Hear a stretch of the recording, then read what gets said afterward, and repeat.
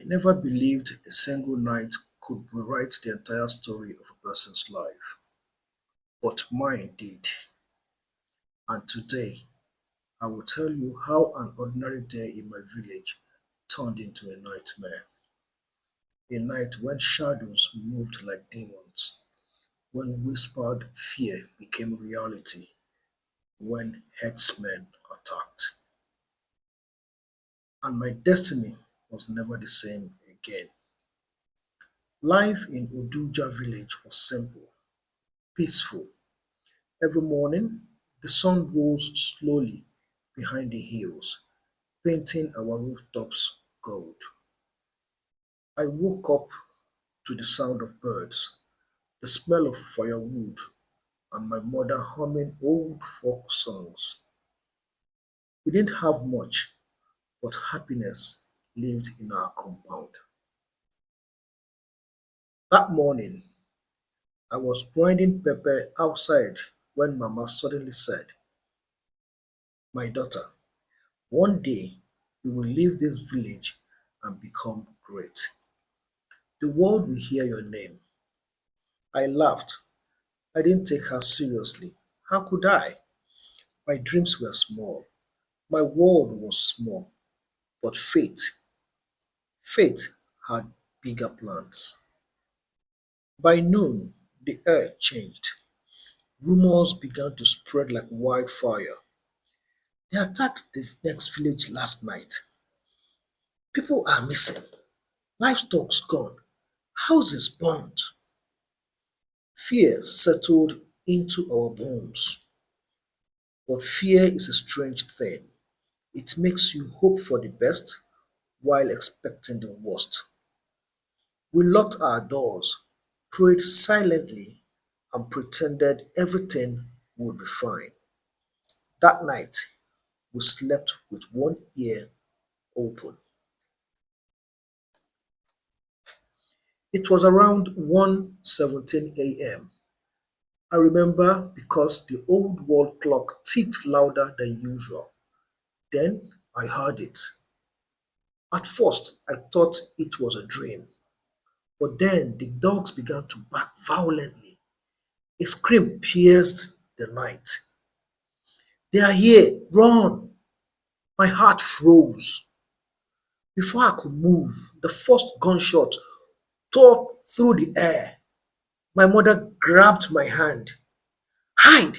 Don't make a sound." We crawled into the small yam shed behind our hut. The darkness swallowed us whole. My mother held me so tightly I could feel her heartbeat pounding against my back. Outside, chaos reigned. I peeped through a crack in the wall, and what I saw haunts me till this day. Men, armed, ruthless, moving like shadows, setting homes on fire, dragging people out, destroying everything. One of them walked towards our shed, slowly, like he could smell our fear. His flashlight beam cut through the darkness. My breath stopped. I thought, this is how I die. The door creaked open. The man stepped inside. Without thinking, Mama pushed me deeper behind the yam pile. "Don't move, no matter what happens." The next second was a blow. I heard my mother scream, a scream that split my soul. Then silence. She saved me. She sacrificed herself so I could live. Tears rolled down my face, but I didn't dare to move. Not until the sun rose and the attackers were gone.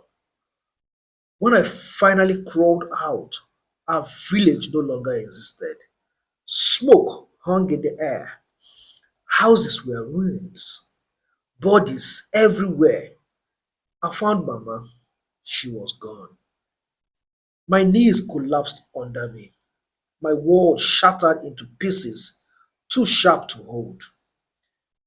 That was the night the story of my life changed.